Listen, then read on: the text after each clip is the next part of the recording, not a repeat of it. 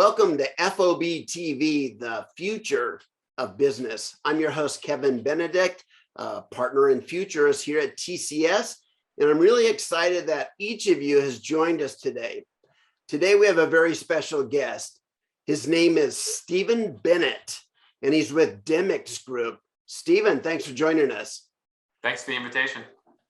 So you are in a very interesting kind of business, both that you have a lot of analytics. There must be some AI in the process somewhere, I would imagine. And you're looking at climate risk and the climate risk to various businesses. First of all, where are you calling in from, Steve? So I'm in Raleigh, North Carolina. So Demex, we have three primary centers of action. One is in Lower Manhattan in New York City. The second is our headquarters in Washington, D.C.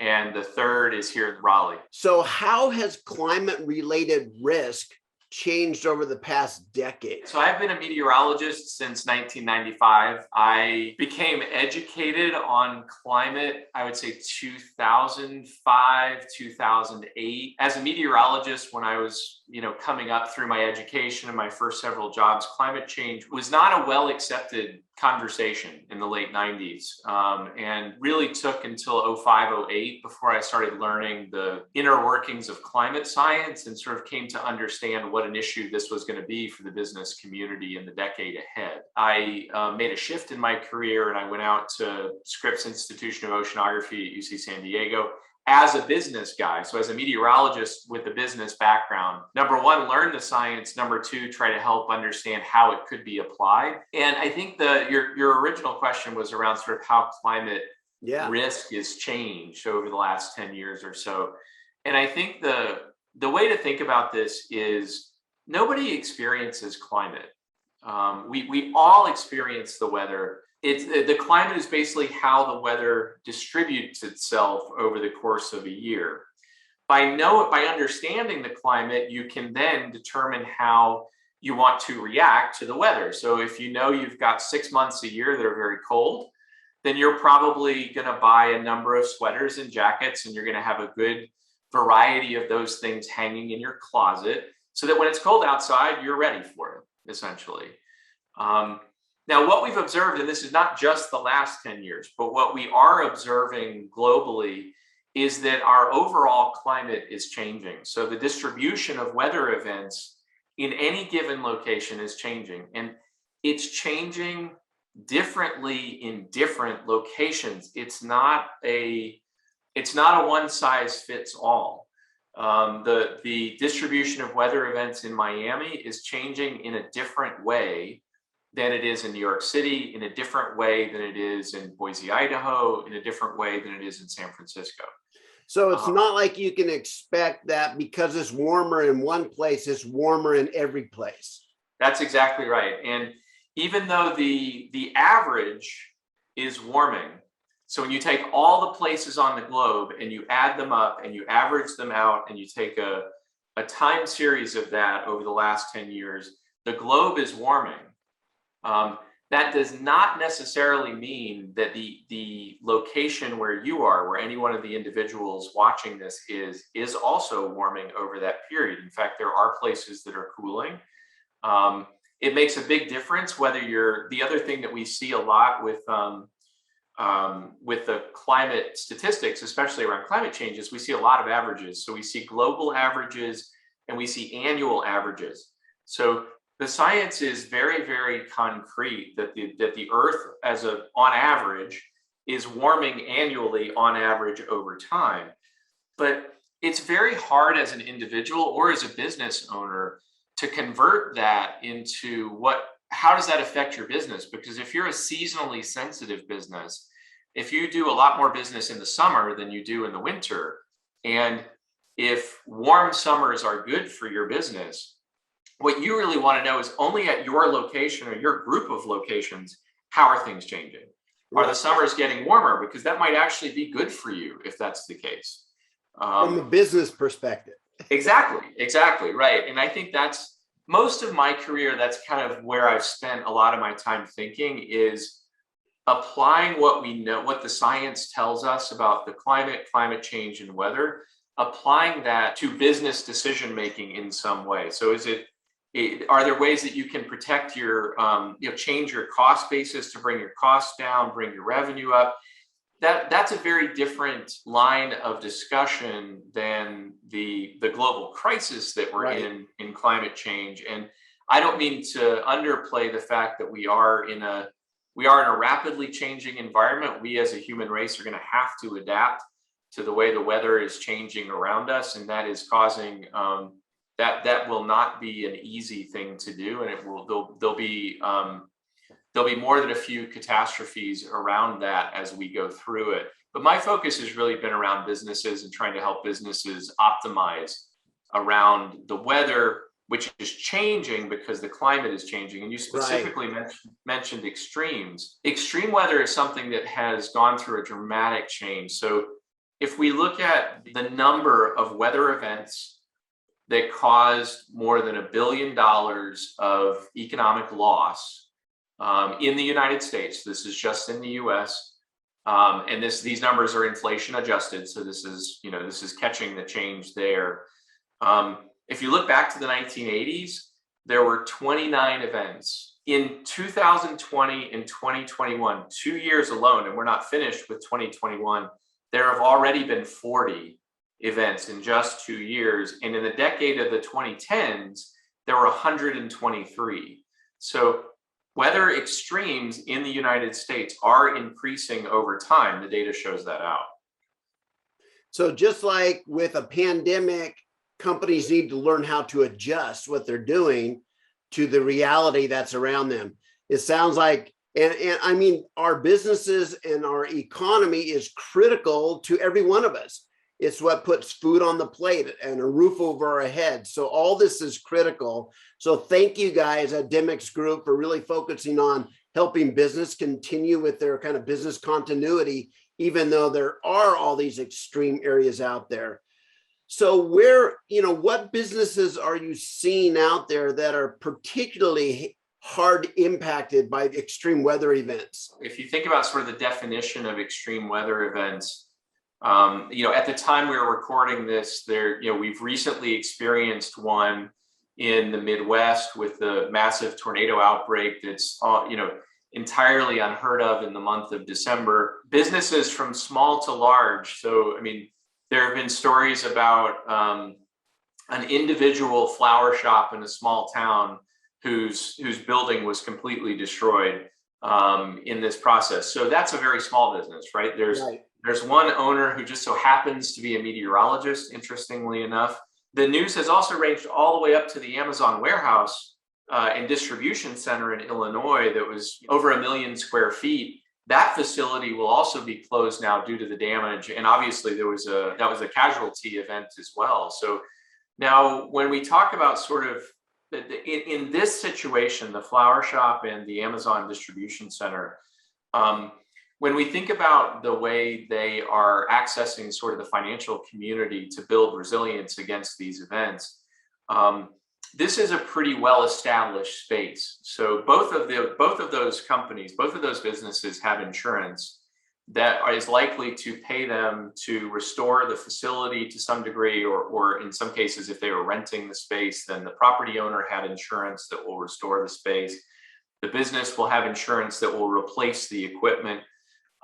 So there'll be a financial recovery for both businesses in the event that this truly catastrophic event occurred. The building doesn't exist anymore. What we're seeing over the last 10 years or so, and accelerating over the last 5 years, is protection and resilience for the types of weather events that don't knock you offline for weeks, months, or years. They're the types of weather events that affect your bottom line because you had unexpected costs, or you had an unexpected change in revenue that in a negative direction. So businesses have understood these weather linkages for decades, but it's really only been within the last 5 to 10 years that the financial mechanisms are coming in to be able to help provide resilience when one of these events occurs. And so one of the markets that has been the first to respond to this has been in the property management industry. So if you think about a company like Brookfield, so an operator of malls around the country, shopping malls. If you think about a Cushman Wakefield or a JLL that operate commercial office buildings, they've been the subject, they've been at the whim of the weather for as long as they've been managing properties, meaning there are large parking lots that need to be cleared when it snows. The property has to remain safe and accessible during bad weather. And a lot of this in the north is snow and ice related. So we've seen forward-thinking property management companies really for 5 years or more now that have been accessing this type of financial resilience. So basically creating what works like an insurance policy, where if you have to pay, if you're paying to have snow and ice removed from your facility, one of the things you know is that your costs have a sawtooth to them. When it snows a lot, you may pay 10 to 15 times what you pay in a year when it doesn't snow much at all. Right. And in a place like Washington, D.C., where our headquarters is, that can range widely. Washington can have, 2 years ago, almost no snow in the entire winter. And yet in high snowfall winters, you can still get extreme blizzards in those areas. So what that industry has known for several years and has been working with us and groups like us is to smooth these costs over time, so that basically you pay what looks like an insurance premium. You pay some money at the start of the season to know that even if it's the worst winter on record, you're not going to, or if you wind up paying more than a certain amount to clear your property, you're going to get a check in return to help offset the unexpected costs. So the property management industry has been one of the first, I think, to adopt this in a relatively large way. Our belief is that this is widespread. So we've recently worked with an insurance company to put, with Vave Insurance, to put a policy in place that protects small and medium-sized businesses in the event of extreme cold. And this is in direct response to last winter's mega freeze in Texas. And the concept here is that if the business in Houston, if their pipes froze because the power went out, pipes burst, and water basically floods the facility, their insurance company is going to pay to repair and get them back online. What their insurance company won't pay for is for the business that saw the cold weather coming and wanted to prepare by buying a generator so that they would keep the power on, so the pipes wouldn't freeze. Protection that we're working with Vave on actually places inside the commercial lines insurance policy a cold weather protection that when it drops to 13 degrees in Houston, if you're the business owner, you know you're going to have an automatic claim that will offset the cost of that generator. So go buy the generator, because in a week, you're going to get a check from Vave that helps to offset that cost. So we're trying to keep the day-to-day operations protected, essentially. So it sounds, I come out of the agricultural business. I paid my way through college by milking cows on a dairy farm. And, they had all those agricultural related and weather related insurance packages to just crop protection, that kind of thing. It sounds like some of that has informed the kinds of things you guys are doing today. Yeah, it almost certainly has. I mean, I think the agriculture complex, agriculture and energy, those two marketplaces have been working with these types of protections. I mean, agriculture for many, many decades, energy within the last 3, probably, where there have actually been very specific financial products that protect against a loss of crop when the weather is bad. And a lot of those are federal programs. So absolutely, those concepts are what we're essentially democratizing. We're trying to take them out to the rest of the business community. Exactly. So you mentioned over the past 5 years, companies seem to be far more receptive to this. Is there specific things that have happened over the last 5 years? Is it just a recognition of the value, or is it as you pointed out, the high number of extreme weather events? What is it that's kind of bringing this together and is the catalyst for change? I think it's a number of things. That's a fascinating question, because I think there are several things all happening at the same time. So first, sort of operating in the background. So I think, there has been, climate science has come a long way. So, from the time I was first a newly minted meteorologist in the late 90s to 2020, there's been a lot of science that has proven a lot of theories that were stated prior to 2000. So the science has continued to evolve, number one. Number two, I think the scientific complex gained the understanding that it shouldn't and really cannot stay in an ivory tower and basically just scream from the tower that climate is changing.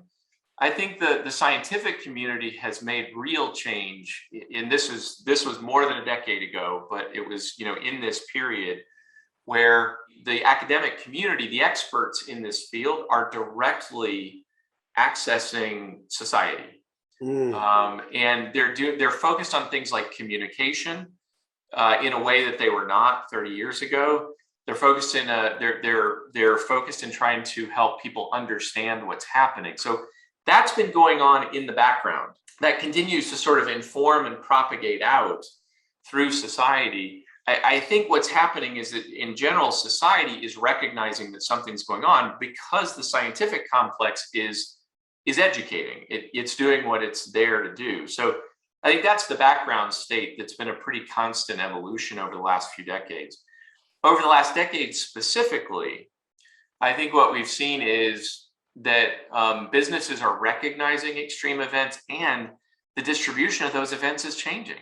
So, what a business dealt with between 1980 and 2010 was so drastically different between 2010 and 2020. Couple that with the evolution of thought and the evolution of education and just the general understanding, and I think the light bulb is just starting to go off in people's minds, and in particular business leaders' minds. Couple that with the sustainability initiatives and the rise of ESG investing and certain sort of regulatory frameworks that are beginning to change. And I think all of that is combining now. I don't interface with a business that talks about, whether climate change is happening or not. Like it's a foregone conclusion. Nobody asks that question. 10 years ago, people asked that question, right? And there'd be a spirited debate in the boardroom about that, right? Right. Nobody asks that question anymore. The questions now are really about how much do we know? What can I do about it? What's the kind of action that I can take that'll pay off 30 years from now versus what kind of action can I take that'll pay off 1 year from now? Wow.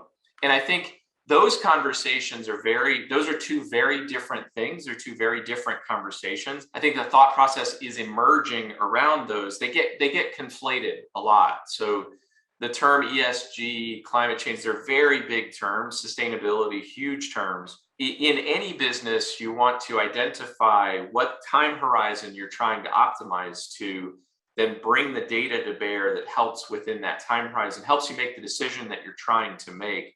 Because now it's almost like there's so much noise in the system that it's really easy to just become overwhelmed, essentially. Wow. So what you've just shared, if I understand this right, is that it's far more acceptable and understood that there are real climate risk issues and extreme weather issues out there. So are you seeing information, this greater degree of information, the greater involvement by science and scientists to directly address these problems in society? Do you see that in the boardroom of companies where they want to be more purpose-driven because there's less debate that there's a need for it? Everybody recognizes there's a need for it, and so they're really trying to step up and play a more aggressive role in remediating some of those challenges? Yeah, I mean, to me, there's no question. A couple of the world's largest, Fortune 10 type companies that are consumer goods companies, essentially, and The acknowledgement. So first of all, you have the acknowledgement all the way up through the CEO and board of directors, right? So the acknowledgement's going the whole way up. That doesn't always mean anything, right? So there's a lot of, we hear the term greenwashing a lot, and I certainly want to acknowledge that greenwashing is a real thing, right? So I think you'll hear these messages from companies that aren't committed to take action, but what they are committed to do is, focus their marketing in a way that helps the world think that they're taking action. Right. Even with both of those, so take both of those, the ones that are committed and the ones that aren't committed, they continue to establish this message at the very top of the company that it's important. And then it's just a matter of how that flows down. And, I'll say in my experience in the boardrooms with, now we're way down from the CEO, right? So now we're down at the vice president level, the senior vice president level, the people who are running operating groups. So a transportation group or a demand planning group or a facilities management group. So, coming down to the managers who are focused on making that business operate every day and who are required to make sure that the operating margins are staying at a certain level. Those individuals are not just bought into the mission from the top, but they're also acknowledging and seeing that they can change business practice and that they can add risk management into a strategy that helps the operating margin that they can control. And for them, what I would say is it's, most of them, I think at that level, the generation is such that they are open to the science, they're listening. But at the end of the day, they're still doing their job every day, right? So they're probably not going to the rally, they're not marching in the Earth Day parade, right? Right. But what they are seeing is that, so number one, they're hearing and believing in the underlying science. They are getting the message from the C-suite that something needs to be done about it. And then the most important thing that they're seeing is that they can optimize their own contribution. So, in some sense, it becomes about how do you do what's my next review? How's my boss going to review me, right? Well, my boss is going to review me if I can lower my costs a little bit, if I can manage around the weather, or if I can put a risk management practice in place that offsets an unexpected cost. That's a direct benefit to me as the manager. I'm going to get a better review. I'm going to advance professionally in the company. I'm going to get a better job somewhere else, right? All of those things become very personal and very, very driven toward the incentives for that individual. And I think that's what we've seen is that's propagated down at the operator level. In a lot of the biggest businesses in the world, which means that a lot of the smaller businesses, frankly, were innovating ahead of that. All right. So I do think it's widespread at this point. Yeah. So Steve, you have one of the coolest job titles I've seen anywhere, Chief Climate Officer. Man, that's got to be one of the top out there. So I imagine, given everything we've talked about today, that more and more companies may have to have or open a role for a chief climate officer. Have you seen that? Yeah, I think it's coming, right? So I think we're on the cusp of that now. And I say that for several reasons. First of all, I think having somebody in the organization who is specifically focused on optimizing that operating margin. So lowering costs and increasing revenue when the weather is not optimal. Secondarily, someone, and this is why I think it's sort of at the chief climate officer level, is it's not just about operations, it's also about risk management. So it's also about understanding that there are insurance policies, that there are financial hedges. So in the derivatives market, there are ways to create financial products that even if you can't fix it at the operational level, you can receive payment for it. So that's why it needs to rise to a level that is, somewhere near the C-suite, because it needs to be somebody who's thinking about the overall financial performance of the organization. I think that's, and then that's not even to mention sort of the sustainability, the ESG motivations for many organizations, which those are actually a little bit ahead, I think, right? I mean, those have been, we've seen chief sustainability officers for large public companies. And to me, it's certainly related, but it's a different overall position. I think we're now at a point where businesses, number one, they recognize they're being impacted. They are asking what they can do about that impact. And I think what we're going to see the next 5 years is they're going to start doing things about it, right? I think we've seen it to a smaller degree in the last 5, and that's the pendulum I think we're coming up. As more and more businesses start to want to do things about it, they're going to need experts and people that sort of think about this element of the business. So I think it's coming. Oh yeah, this is fascinating because so much of our work that we do here in the Future Business team is look at the process of change, and whether that's through in the economy or society or geopolitically or science and technology. And what we're seeing here is this is how companies get from point A to point B through change. And it's almost like there's an extreme weather economy, which is all the businesses in there that are trying to help companies move through extreme weather events and still have continuity and still be able to have a profitable organization. I read about companies like Home Depot who have, these weather headquarters, and they're predicting hurricane seasons and where should we have trucks with plywood and plastic and water and generators, and sending them to the point of impact at in advance, so they're ready there to solve problems. Are you seeing similar things out there, Steve? Absolutely, and I think Home Depot is a good model. So Home Depot, I think, is a company that's been ahead of this curve for many, many years, right? I think they have understood that hurricanes in particular, just to stick to that example, drive a demand signal. So they drive a demand for certain goods in preparation for the hurricane and then also in recovery from the hurricane. And I think Home Depot has been very, very intelligent in how they've structured their operation. They're helping the communities recover for sure, right? So it's important to have the supplies there so that the communities can recover quickly for the people that live there.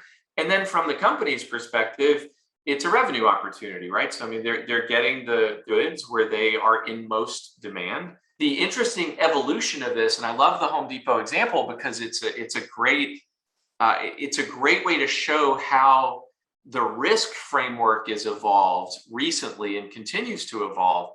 So now, if you're Home Depot and you're optimized to that level, you have the inventory. You've basically already stocked somewhere with the necessary inventory so that it can flow into Florida or the Carolinas or the East Coast following the hurricane. If we were to go into a period of 2-3 years where hurricane activity turns down, and there aren't hurricanes for a couple of years, there aren't impactful events. Well, number one, that's great for the coastline. But if you're trying to manage your inventory and you're trying to manage an operating margin, it's you need that inventory because you want to position it, right?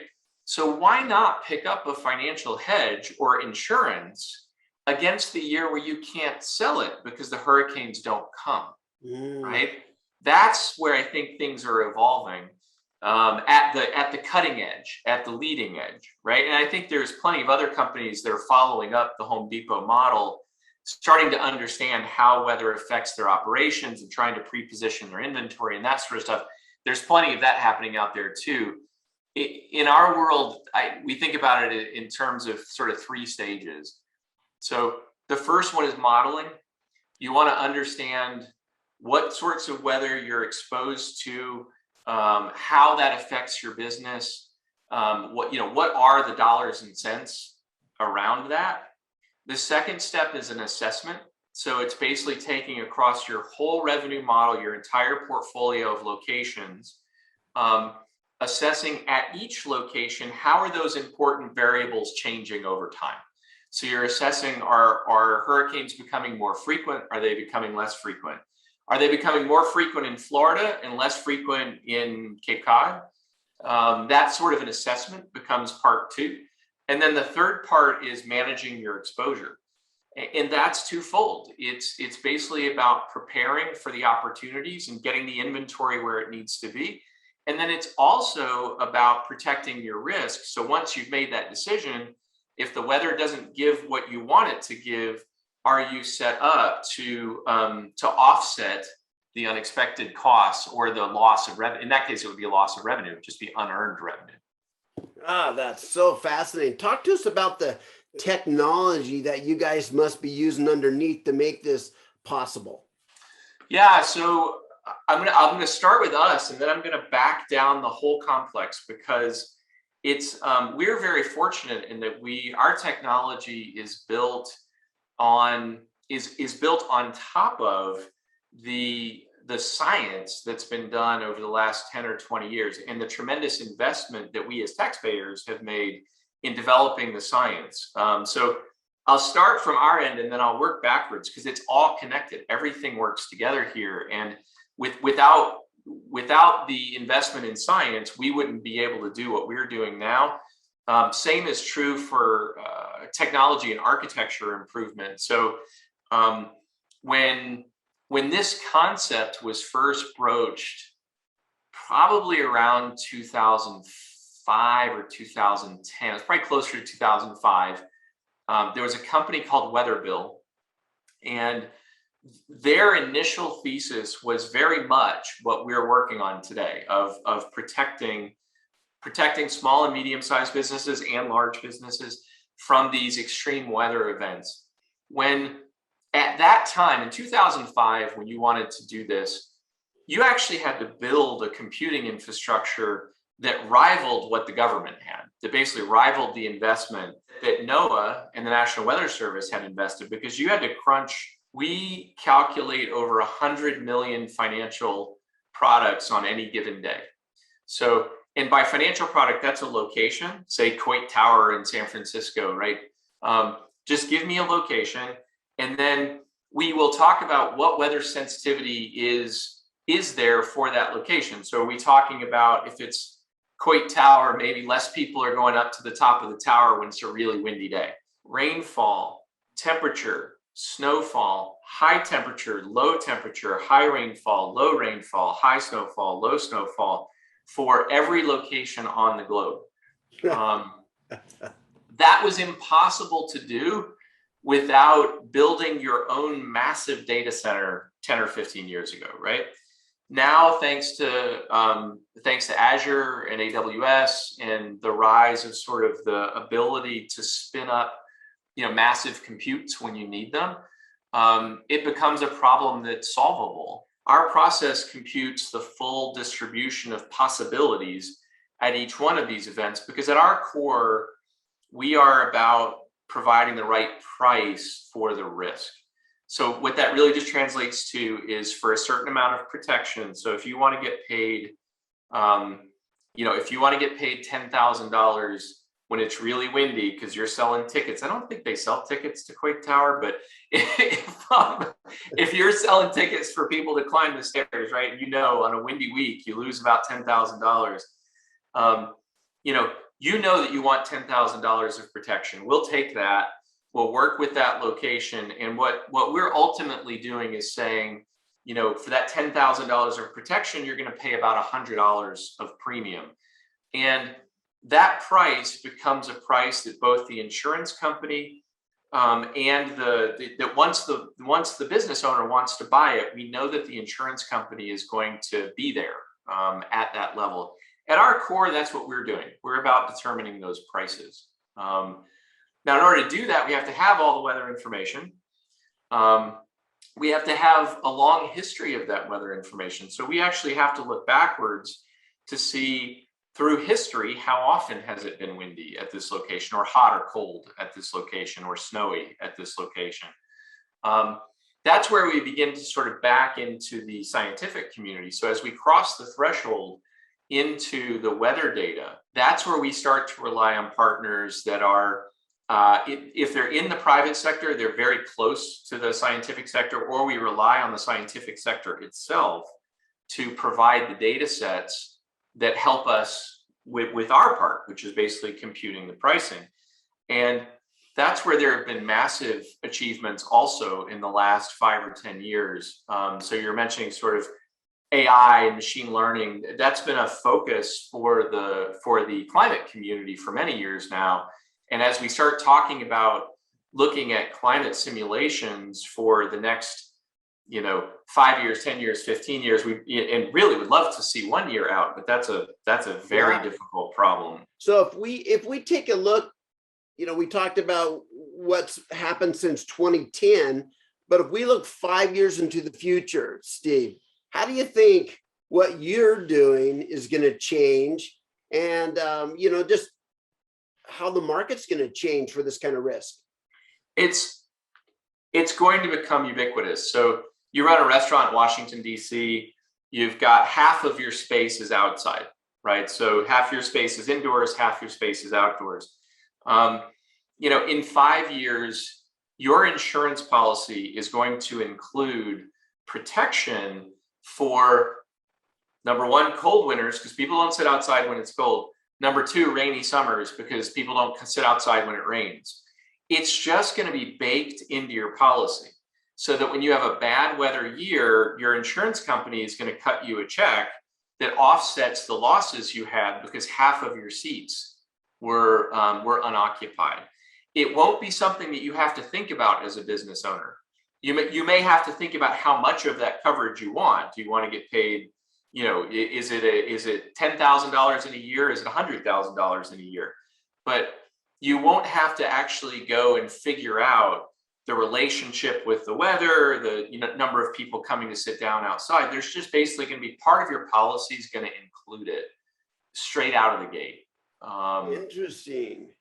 That's fascinating. So I would be negligent if I didn't ask about the pandemic, because there must be correlations between weather and the pandemic spread as well. Yes, absolutely. And that's the main relationship, I think, right? I think that's the pandemic's effect on businesses, I believe, has raised an awareness. We have to think outside the everyday that we know, right? That there are extrinsic factors that can be very dramatic. And, you look at the supply chain issues that are still ongoing, that have been ongoing now for well over a year, probably closer to 2, although the issues have gone back and forth, right? But you look at supply chain, that's a whole industry that the pandemic has shown wasn't set up for a shock, right? Climate is going to be an extrinsic shocking factor. It already is in many cases. Mm-hmm. So to the extent that a lot of businesses are thinking, okay, how have we had to act and react because we were exposed to a global pandemic? A lot of the systems that you're putting in place, a lot of the way that you analyze risk, a lot of the things that you do to protect risk, they're going to be the same thing for climate. It's just going to be in a different direction, but the thought process is going to be exactly the same. It's all just about being a smarter risk manager. And I think if there is a positive that's come out of the pandemic, I do believe that risk, the approach to risk, how we analyze risk and think about risk at the corporate level. So more and more of what at least I'm thinking this through, and I'm anticipating that what you guys need to do is project ahead, not just look at historic data, because that's not going to reflect what you're going to see in the future. Yeah, that's absolutely right. Does that all fall under the modeling that you guys do? Yes, absolutely. It absolutely does. So number one, having a good historic set's essential because you can't model without it.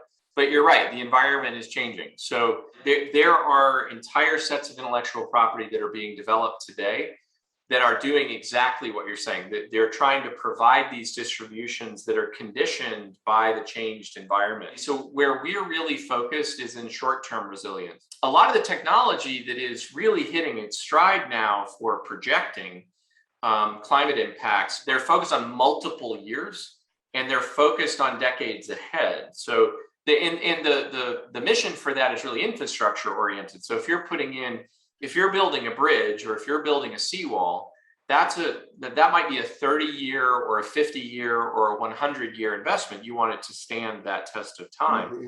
So a lot of the modeling that's being done right now is really aimed at informing those decisions. We're focused on that shorter term. We're focused on that sort of the next 1 year. And the technology there is not nearly as advanced as where the longer term things are. So we're definitely focused in that space. I think the scientific community is probably still in the lead in that space. There are some private companies that are doing it as well. I think we're probably focused on partnering with those that are doing that well, as opposed to trying to develop that predictive technology ourselves. Wow, Steve, thank you so much. Our first Chief Climate Officer on the program. And I just want to thank you for everything you guys are doing for businesses and the economy at the Demex Group. Thank you. Kevin, thank you. This has been fun conversation.